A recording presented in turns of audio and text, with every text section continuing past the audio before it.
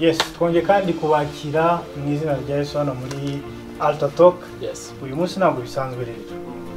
Uyu munsi ni bisanzwe kubera ko turi kumwe n'undi muntu wa kane badusanze mu muriro. Meshake Abdenego na Shadrach. Ndakwibagira Shadrach. Ariko ntabwo turi mu muriro dusanze ahantu heza. So turi kumwe na NPC. Karibu sana. Cyamamare. Umustar. Cyamamare cyane. NPC. Ya NPC rero turishimiye kubana nawe. Nishimiye nanjye kugera muri Alta Talk. Yep. Dukurikirana. Nakoze kukazogera nkanda kuri subscribe Byose rero na like na comment. Ujye bikora. Byose kabisa. Enze bakurikira cyane. Urabibona gute se aho bigeze? Wakabyarawe muradufasha. Nimuzahagarare rwose. NPC rero turi kumwe na NPC ndabizi ko abenshi mu muzi nk'umuvuga butumwa ni n'umuririmbyi ariko turabizi ko wakiriye Yesu kukijijwe uje kutuganiriza ku rugendo rwawe mu buryo wakiriye Yesu ariko mbere yuko ukizwa ndashaka kutubwira muri make nkanjye for example nge ntabwo nari muzi mbere yuko ukizwa nakomeye ikijijwe kubera ko nari mu mwuka cyane so ndashaka rero ngiye kumenya NPC yari muntu ki ubuzima rubayeho utubwira ubwo buzima uratubwira n'uburyo Imana kuri wowe yari buryo yifatagamo mbese Imana cyo giye kuri wowe yari iki mbere yuko nyizwa ubuzima burebure biranagoye kusubiramo kuko kujya kubivuga ndabyivuga mu mvara kubivuga biragoye ariko mu magambo makeya nuko ntabwo nabaga ubuzima bunejeje nubwo ngewe mu mutima wanjye nibazaga ko bunejeje cyangwa se ari bwiza ariko nyuma yo gukizwa naze gusanga ko nibeshyaga nabaga mu buzima bwo kwiyobora nabaga mu buzima bwo kumva ko ni uriho ndakaze ndakomeye nkavuga ni uyu munsi ndashaka gukora iki nkagikora ko umutima wanjye unegetse nta muntu n'umwe nabazaga nta n'uwo nagishaga inama n'Imana nayo numvaga nyifata nk'amahirwe icyabaga cyose ugize Imana ni imbaraga zawe kandi numvaga nakoze n'uburyo twahuraga n'umwuga tireka iby'amahirwe igereka iby'Imana niba utakoze niwakoze niba byakunze byanze donc uruhare rwanjye rwabaga ari 100%. Uwamfashije nabaga namubonye ko yamfashije nkamuha uruhare rwe ariko Imana yo sinayishyiraga so nubwo nayikundaga nubwo numvaga kwihari nemera kwibaho ariko sinayihaga uruhare mu mwanya wanjye so rero ubwo buzima bwo ko nigenga sinabijya en detail ko dufite iminota mikeya ariko mbikubiye hamwe mu buzima bwo kwigenga urabyumva nawe kubyuko kumva ari icyo ushaka gukora uyu munsi ntawe ugishije inama ukagikora ukabyuka uvuga ati hano hahiye ukaburagiye uyu munsi ndifuza kurya iki ndifuza kujya ndifuza gukora iki byose ntawe ugishije inama so kuvuga ko byose byo nakoraga byari bibi ariko uwo mutima wo kumva ko ntawe nkwiye kugisha inama kuri wowe ubuzima hanze ya Kristo mu buzima wa describe nakora ubuzima bumeze of course ababurimo ntabwo mubwira ko ari bubi oya uba wumva uryohewe kandi uba uri na proud y'ibyo ukora niba naragenda nkaba naraye nk'izo nzoga nkasinda nubwo nagiraga ikibazo cy'uko amafaranga yanjye yashize ariko numvaga buri gitondo nawe hatinze gucya after party tukayikomeza ibiki so numvaga umutima wanjye ntacyo ushinja cyo kuvuga ngo ndi mu bibi ngo diki nkumva ndaryoye rwose nibyo ndimo nibyo nkora kandi nkanabisangiza n'abandi utabikoze nkamubonamo nk'umuntu uri Babyloni nk'uko twagonaga kubivuga utaza aho isi igeze bambwira umuntu ukijijwe wambwira Imana muri kujyana ahantu wagiraga umutima kwa ko n'uwari gihe umuntu nubwo wenda hari umuntu dukurikiye uri bufashwe n'ubuhamya kandi twizera ko uri bushobora kubera abantu benshi bashobora guhinduka kubera ubuhamya bwa NPC ariko nta bwoba wagiraga urugero nkanje nanjye mbere yuko ngizwa nari ngira ubwoba nkagira iyo feeling yuko ibintu byose ariko nkumva ninye nk'urupfu n'urugero nkavuga ariko se sinzarimbuka nindamuka wenda habaye nka accident singapa iki kintu cy'ubwoba wenda nago batega bikubaho ubwoba bugomba kuza ariko urabwirengagiza narabwirengagiza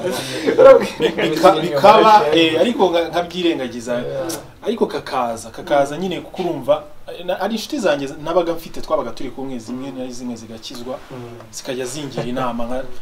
bamwe rwose nka reaction yawe yabaga ari yiheza nkababara nkumva ntiwambwira ibintu nk'ibyo ahubwo numva ngubwire rero mana nimba waragiye muri biriya bintu kabisa nimba ari ibintu tuvugana ibindi tugende mu bindi simbiye umwanya ariko ubwo bwoba bukaza bugakomeza bukaza juste nkakomeza nkumva nkavugana ariko mugani nimba ari n'abantu bakomeye bashobora kuba baratambutse kandi bariyoboye bihagije no mu mafaranga ruta yanjye na family tu yanjye ngiye bizagenda bite ariko ko nyine ntari mfite za mbaraga uhabwa n'ubuntu bw'Imana kugira ngo ubashe gukizwa nkaguma ndi stack ndetse n'umbwira ijambo nawe kubera kumwima amatwi cyangwa se singira iyo access cyane ku ijambo ry'Imana nabwo singira ayo mahirwe yo kwakira ko dukizwa ko twumvishe none se NPC byaje kugenda gute batubwira ubwo buzima n'uburyohe bw'abiza abantu bari mu isi babaryohewe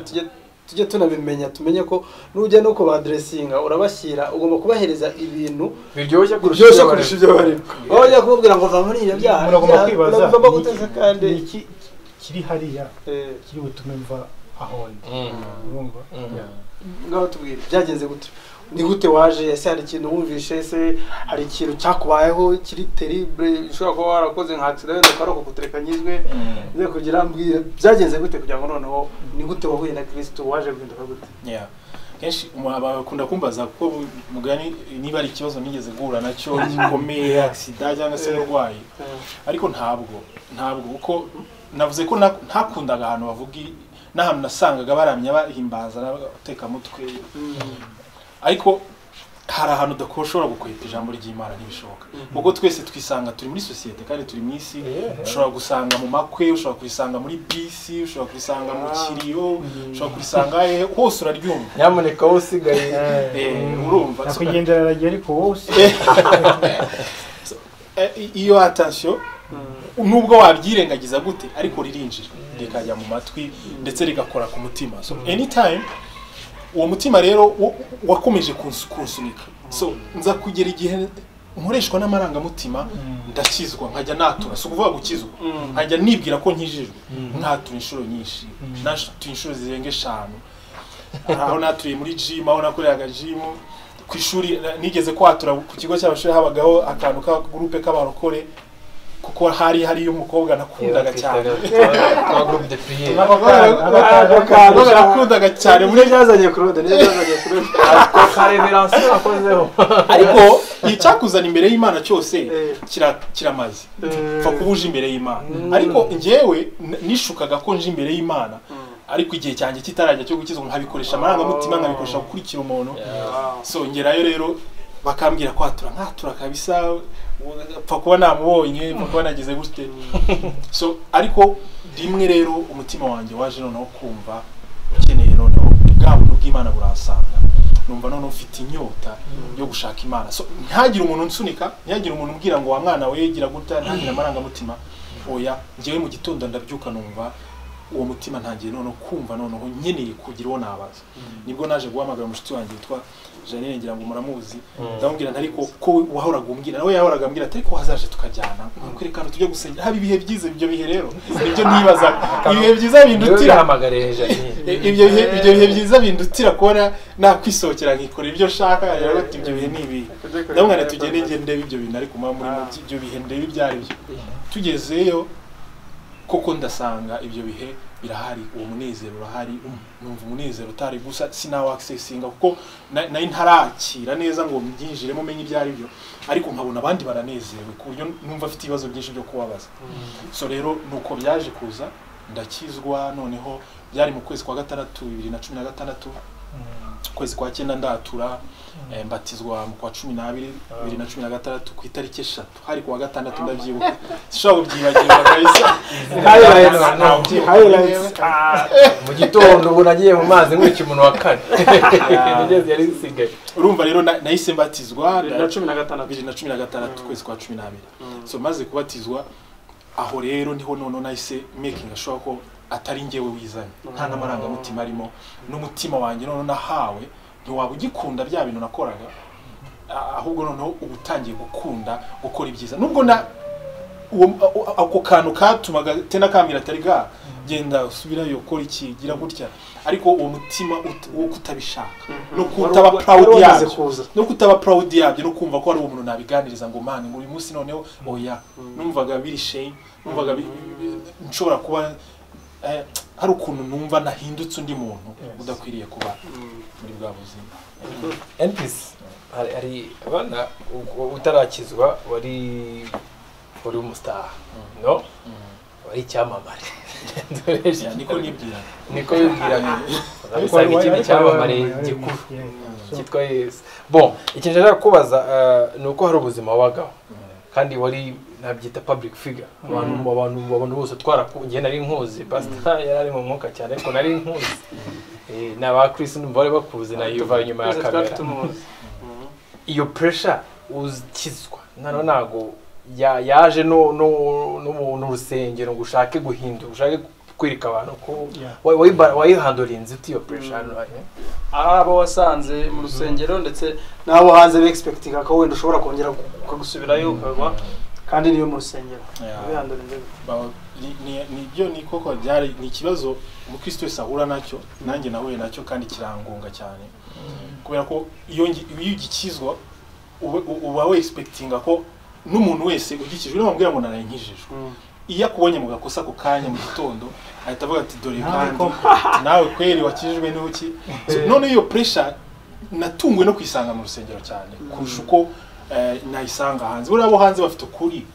ko gusunika no kukubwira ko n'ubundi nawe abazi ibyo bintu ariko umuntu wakijijwe abazi icyo wakijijwe n'iki ko wakijijwe umwuka ukurimo roho ikurimo ariko umubiri urakomeza kandi te nugakora kugeza igihe uzahindukira so rero bo banshyiragaho pressure yuko ngomba uwo mubiri rero kugiramo uruhare cyane Kristo ntibamushyiragaho banyerekaga ngiye uzanye pressure yawe uhuriye na pressure indi no mu rusengero wow so ubwo rero bagakomeza kugira kora ibi kugira gutya rero ko wambaye rero kusare kugira imyambaro ndambara gute nangiye na gute rimwe na rimwe nyine naba nzi ko ngiye mu rusengero nkashyiramo akantu keza ariko navamo mumva ndijene nkahita nshyiramo ibya byenda byanjye ariko nkibwira ko nanejeje abantu ariko imbere y'Imana ntari ntaratangira kumenya icyamindura n'iki ibi ni twavuze muri episode y'ubushize tuvuga uburyo environment umuntu gukirizaho umuntu ashobora kumva pressure hano ukagira ngo arimo kuvuga pastor wamwigishaga cyangwa se undi muntu n'abantu usanze ushobora gusanga kugira ngo twakire umuntu neza na bwa bugwa neza twavugaga ugomba kwakira ahubwo ushaka kujasanga babaye wajya ni police batavuga abantu bavuga ngo yarakije ukasanga aje kureba abakobwa cyangwa aje gushakira hit mu rusengero ibiki ibyo byose biravugwa rero iyo tuvuga gutyo ntabwo turimo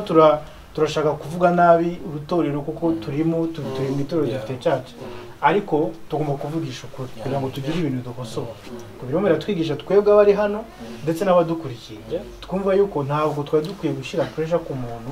kumva ko niba akijijwe ahita ahinduka tumushakemo imbuto n'ibiki byose ega na pastor nta kosa bafite nubwo yabikubwira kuko niko abazinya nawe niko abayarigishijwe ko guhinduka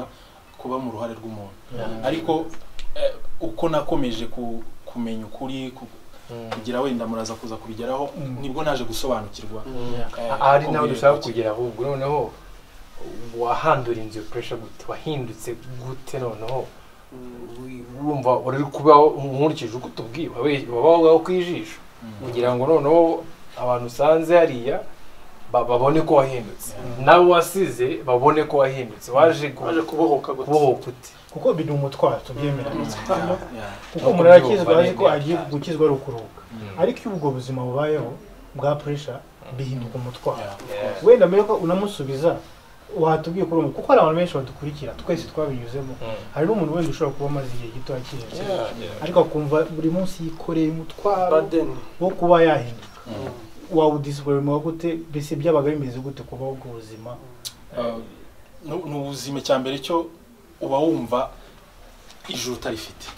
kuko wowe ubwawe ibyo bakuvugaho ubibona ubona koko niba ya myenda arimo ubona ari mibi kandi kuba wayihindura n'ubundi kirahari kandi n'ubundi kugihindura nta rukundo rurimo, si nuko unabishaka si nuko unabikunze ahubwo no kugira ngo badakomeza kugukwira ya magambo no kugutongera bya so ibyo rero kubikora n'ubundi uba wumva ko ntacyo uri gukora nubwo wabikoze ariko abantu babikunze ati turabona ntureba noneho ntureba ariko muri wowe ntubishimye unabikunze so uwo mutwaro uraremera cyane kugeza igihe ukoze ikintu ugikunze kandi kikurimo nta no guhase nkuko rero Claude yabibaje so ni iki rero cyazanye umudendezo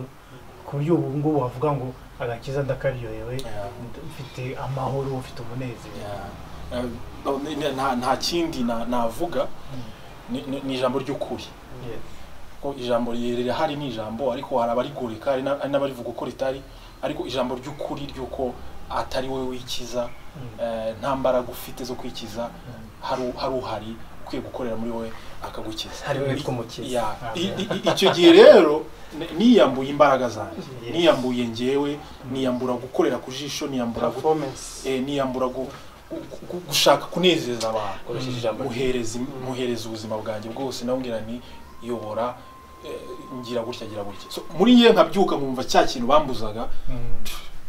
noneho ntabwo nyiri gukora ku jisho ndumva ari ngewe noneho singishaka utangira kwisomera ijambo nangira gusoma ijambo nangira kumenya ukuri nangira gukorera research nangira gushakashaka ukuri kw'Imana kw'ijambo uko rihari ngira Imana ntangira guhinduka mu bitekerezo noneho neza nubwo naye narahindutse ariko ibitekerezo byari bigihari bikijagaraye ibitekerezo byanjye bitangira ndabona ko ari process so rero urumva uko kwijambo kwegera abantu b'Imana noneho babasha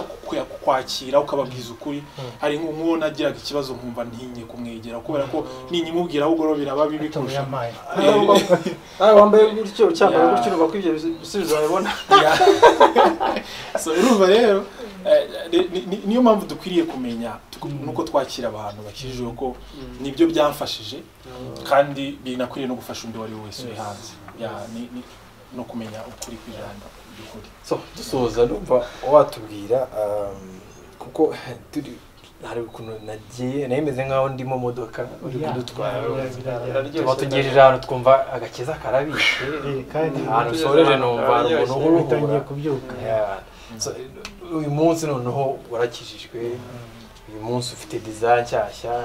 wa mutima umwe kutubwira ngo mushyashya uri muraryoherwa mbese nka NPC njya nkubona sharing ubutumwa usangiza abantu ijambo ufitiye passion uyu munsi cyane cyane unabihuza n'impamvu wakijijwe ubu noneho niki gituma ubyuka mu gitondo wumva ushaka gusohoza cyagiye NPC yatuye ngo yarabyukaga kumva ashaka gukora ibintu niki gituma utasinzira so wa mutima rero nahawe n'Imana wo gukunda Imana ibyo nkoze byose nkabikoreshwa no kwikunda utari uguhatwa cyangwa se ngo ngire indi nyungu ushakamo ku ruhande y'amafaranga cyangwa se ya fame. Harabona asize hanze harabo twabanaga cyangwa se nabo ntanasize hari abari mu buzima nanjye nari mbayemo wenda nanazi ariko nzi uburyo bafilinga uko nanjye uko niyumvaga uko nabaga muri ubwo buzima nubwo numvaga ko nta kibazo mfite ariko nari narabuze umenya icyo kibazo mfite akansanga mu yindi ka kuko hari uburyo bagusanga uko ibyo byose nababwiye natuye akenshi by the way naturaga kubera ko nubwo banabaga nabi umuntu yarazaga akanyereka ibyo ndi gukora n'ibyo ndimo n'ibyo narayimo akambwira atari ko waritse ibyo bintu wavuye muri ibyo bintu ko hari umuntu uhari ugukunda ariko nutareka ibyo uruhare rwose akarushyiraho ko ikosa ari ryanjye so numva ko kubwo waburaje nkabikora nkato so ariko hari uburyo bundi kuri ko namenye ko nta muntu wikiza kandi uwo muntu aho kugira ngo mushyireho iki bimwerekeye ibi n'ubundi aranabundusha na burayimo yanabikoze nkwiriye kumwereka icyo atazi ari cyo Kristo n'uruhare yagize n'imbabazi yatugiriye hanyuma akakira izo mbabazi so iyo passion yo kumva ko ubwo buntu nagiriwe nkwiriye kubusangiza abandi kandi sindindire ko bansanga mu rusengero ko hari uburyo twabigize tidini dukwiriye ko abantu bose baza mugende muzane umuntu muzana umuntu ariko dukwiriye no kubasanga aho bari. Ndashimana yuko yampaye uwo mutima niyo passion yo kumva ko nkwiriye kugeza ubwo butumwa hanze. Hari benshi bananiwe hari benshi barushye bakwiriye kwakira ubwo butumwa bwiza bwiza ndongeraho bwiza kubera ko hari n'ubutumwa butera abantu ubwoba so rero bakabwakira bakasesinga urwo rukundo rw'Imana barangiza nabo bakakira ubwo buntu nagiriwe hanyuma twese tukagira icyo kintu cyo kwegera Imana cyo kuba abana b'Imana cyo guhindura umuryango Imana barakongera nkatora tuba tugushidikanya turabashimira mwese ndabizi ko mwaryo twabaye inspired ndabizi ko namwe mwaryo mutubwire uko mwabibonye mushima Imana hamwe natwe twishimiye cyane kuba twabanye na NPC turagushimiye cyane urakoze ko wafashe umwanya wawe uza kutuganiriza muri Alta Talk Imana rero guha umugisha turabashira namwe ko mukomeza kureba video zacu comments ahari uramutse usharinga izi video hari umuntu wakumva ubuhamya nk'ubwo ukabasha kumenya rero nta kindi twarenzaho tuvuge ngo Imana ibaho umugisha tuwarekera gukurikira indi Alta Talk icyumweru gitaha Imana ibaho umugisha